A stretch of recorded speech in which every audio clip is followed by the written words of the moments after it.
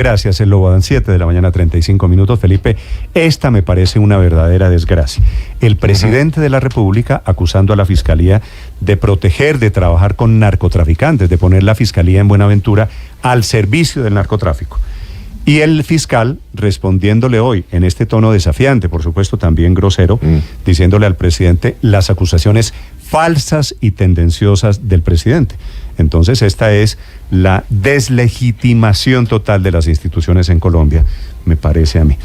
Sí. Al final, sí. Felipe, todo en medio de las batallas permanentes de la polarización política en Colombia. Pero yo creo que, sin justificar al fiscal Barbosa, es que el presidente ha sido muy afrentoso, por decirlo de alguna manera, con la fiscalía, Néstor. Y el presidente que tanto dijo que él no iba a meterse en las investigaciones, que iba a dejar que la fiscalía operara y nada. Detrás de todo esto está el tema del hijo, Néstor, no se equivoque. ¿De Nicolás? Sí, pero no le quepa la menor duda. Es que uno debería meterle Felipe, mucha transparencia a esto, Néstor, honestidad. Felipe, quiero que me explique, Felipe, ¿qué tiene que ver el caso del hijo del presidente Petro con este tema de hoy? Pues porque no sabemos si la nueva fiscal, quien quiera que sea, vaya o no a engavetar ese proceso. Eso no lo sabemos. Sí, Felipe, usted no lo sabe, yo no lo sé. Ante esa duda... Pero si queda la doctora Mancera, pues no lo va a dejar engavetar mientras Felipe, ella sea encargada. Es que esa sugerencia, Felipe, me parece que es un poquito ofensiva con la señora Externadas. Porque es suponer no, es que no lo sé. Externadas, vuelvo le digo, no lo sabemos. Elegida, van a llegar ahí a agradecerle al presidente Pero además ya hay una resolución de acusación contra Nicolás Petro. Pero hay un dato que no es menor, es que la gente cree que las instituciones son fincas y que entonces llega alguien y viene y empieza a tomar decisiones como si no hubiera controles, como si en este país todo el mundo y sobre todo los servidores públicos pudieran hacer lo que les diera la gana. No, este país es un país que tiene instituciones fuertes. Contra el señor Nicolás Petro hay una resolución de acusación y el fiscal que llegue o la fiscal que llegue pues no va a poder engavetar ese proceso porque sí. Es que el señor Petro pero ese proceso sigue unos procedimientos. Y claro que yo veo que ha sido exitosa la estrategia del doctor Francisco Barbosa, que lo que pretende es que la Corte Suprema de Justicia no elija dentro de la terna que envió el presidente Petro.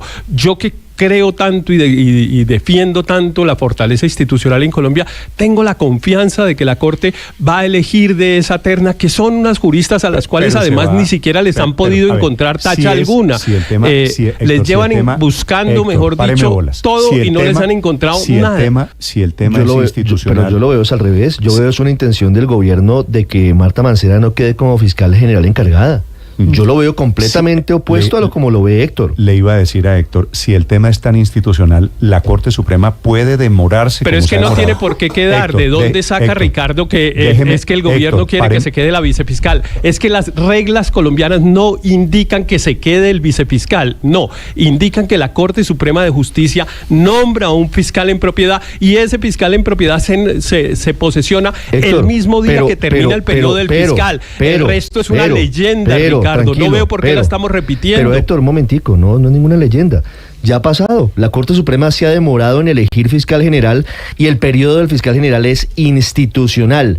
Termina el 12 de febrero. Si la Corte para ese día no ha elegido fiscal general, queda la fiscal encargada. ¿Cuánto tiempo estuvo el fiscal Mendoza? Ya hemos visto caso. Guillermo Mendoza Diago estuvo allí encargado. Estuvo encargada, por ejemplo, cuando renunció Vivian Morales, la doctora Marta Lucía Zamora. Pero en el caso de Guillermo Mendoza ocurrió.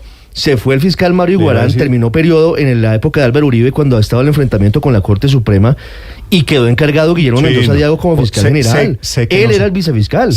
Entonces no es una ficción. Felipe, el problema para todo esto es que la Corte Suprema de Justicia necesita 16 votos, 2/3 partes de su número de magistrados para elegir fiscal. Y lograr esa mayoría no va a ser fácil. No va a ser fácil. Por eso es que seguramente el tema de la elección de la próxima fiscal Néstor, mire, se puede demorar. Todo lo que está pasando es sobre la pelea.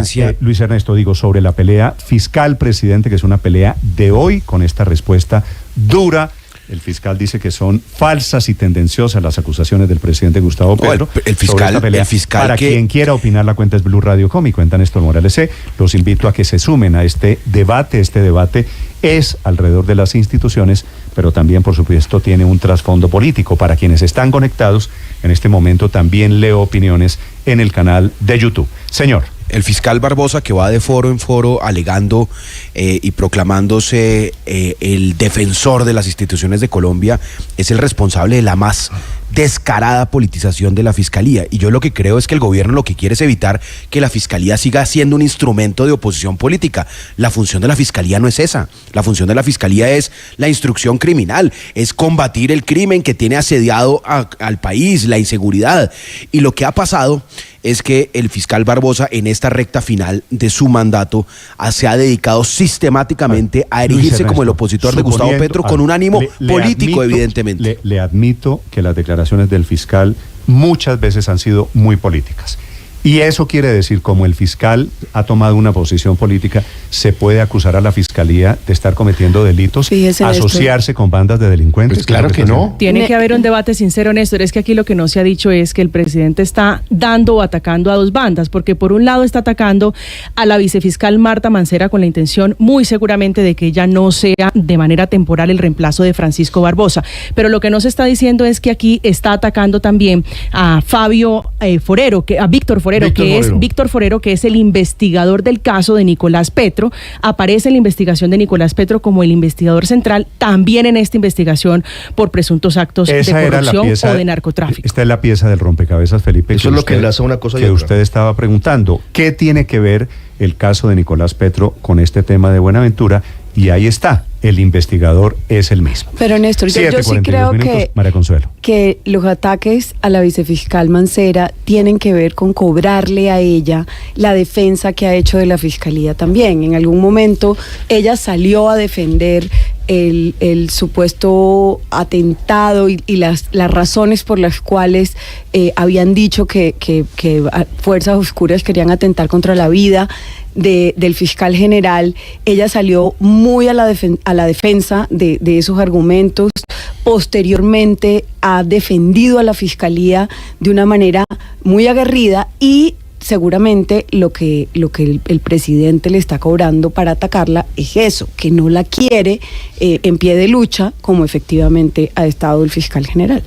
Néstor, sí. Pero Petro lo que está haciendo es devolviendo las acusaciones de cercanías con los narcotraficantes que le ha hecho el fiscal. Pero a mí esta situación me recuerda la de Alejandro Ordóñez, en los últimos días de su procuraduría, haciendo política descaradamente, usando el enfrentamiento con Petro porque creía que eso le iba a ser presidente. Y luego, acuérdense lo que pasó, salió, se lanzó a la presidencia y creo que no obtuvo ni 300,000 votos en la consulta contra Duque y la ex vicepresidente Marta Lucía Ramírez. Ese va a ser el destino del fiscal, porque el país, por más que le aplauda en este momento en la pelea, reconoce que hay una politización de las instituciones que es vergonzosa, que le hace mucho daño. Sí, es cierto, puede tener esa comparación con lo de Alejandro Ordóñez, puede tener algo en común. Aquí la diferencia es que la Fiscalía no está encausando al presidente Gustavo Petro, a diferencia de lo que hizo Ordóñez cuando Petro era alcalde de Bogotá, sino al hijo de Gustavo Petro, que por otro lado ya aceptó en algún momento algunos delitos. Señor. Pero déjeme volver sobre el tema que yo creo que es de fondo, que es el tema de la elección de la fiscal, porque pues todo este ruido se ha armado es alrededor de ese tema, y se ha dicho que todo esto se inventó es para presionar a la Corte para la elección. A la Corte no hay que presionarla para la elección. La Corte tiene un cronograma que ha venido cumpliendo además a capa y espada, rigurosamente. Puso un día para oír en audiencia a las candidatas y lo hizo. Y sabe que la Corte no ha dado sino señales de que va a elegir. Por ejemplo, la Corte en ocasiones se demora para elegir nuevos magistrados y quedan unas vacantes durante algún tiempo. Pues la Corte en las últimas semanas ha elegido 2 o 3 magistrados que le faltaba para elegir, para que no falten los 16 votos que usted señalaba bien, Néstor, que necesita una fiscal para hacerse elegir. La Corte además rechazó la solicitud de un magistrado suyo propio que le dijo que devolviera la terna porque no había hombres. La Corte no ha dado sino señales de que va a elegir esa terna, a pesar de que algunos repitan la leyenda de que la Corte no tiene los votos suficientes y de que van a votar en blanco y de que eso se va a quedar y que no quedan sino 2 salas plenas ni nada. No, una votación se toma en una hora. No es que no tenga los votos suficientes, es que si ninguna de las 3 ternadas alcanza los 16 votos, pues tiene que aplazarse, tiene que posponerse la elección para una siguiente sala. Como ya sucedió. No estamos hablando de que la Corte vaya a devolver esta terna. No es una ofensa. Y es habitual. No es una ofensa suponer que las... Pues eso es habitual. Que las candidatas... Eso pasa con mucha frecuencia. Sí. Por ejemplo, en otro escenario distinto, la pelea de Álvaro Uribe con la Corte Suprema. ¿Sabe cuántas salas plenas hubo antes de que se eligiera fiscal? 18. Tuvo que retirar la terna porque el asunto ya era insostenible.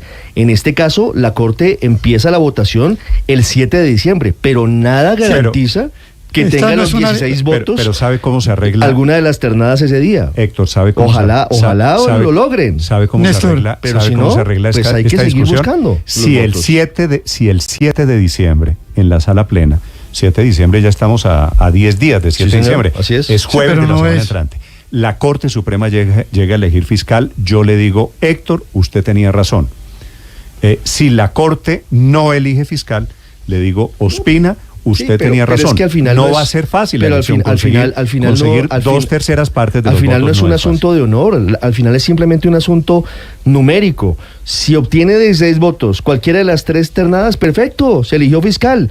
Pero las cargas no están fáciles en la Corte. Así que si no se elige el 16 de diciembre, tienen que esperar hasta la siguiente sala plena, que es el 25 de enero.